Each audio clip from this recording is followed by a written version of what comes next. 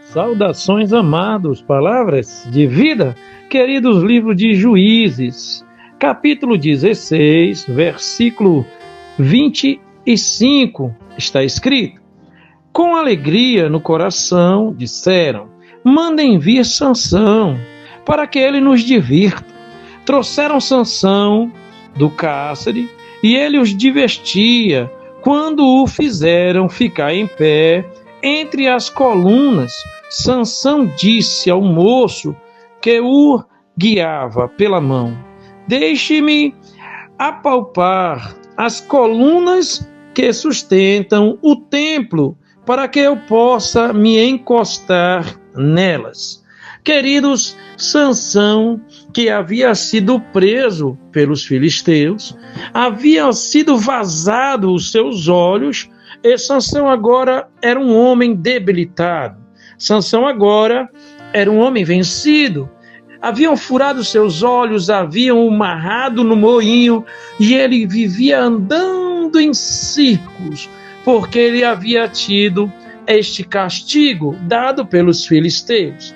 Porém, havia uma festa oferecida ao deus Dagom, o deus dos filisteus, e eles dizem: nos traz Sansão, para que nos divirta, porque através de Sansão eles haviam sido vencidos, envergonhados. Sansão, cheio do Espírito de Deus, havia arrancado os portões da cidade. Então eles disseram: traz Sansão, para que nos divirta, para que nós possamos rir da miséria dele.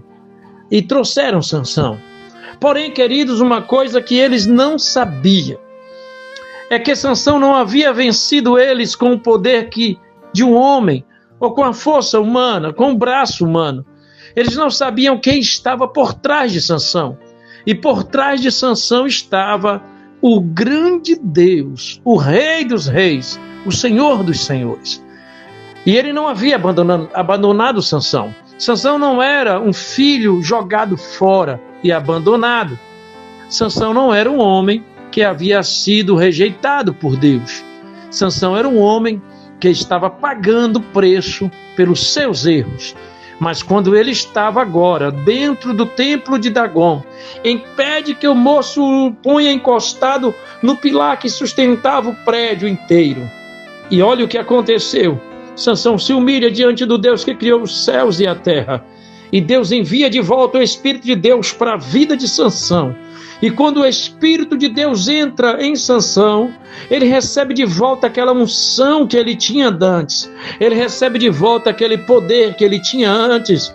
E agora Sansão empurra os pilares daquele templo, e o templo inteiro rui e cai sobre o seu Deus Dagom e os seus servos.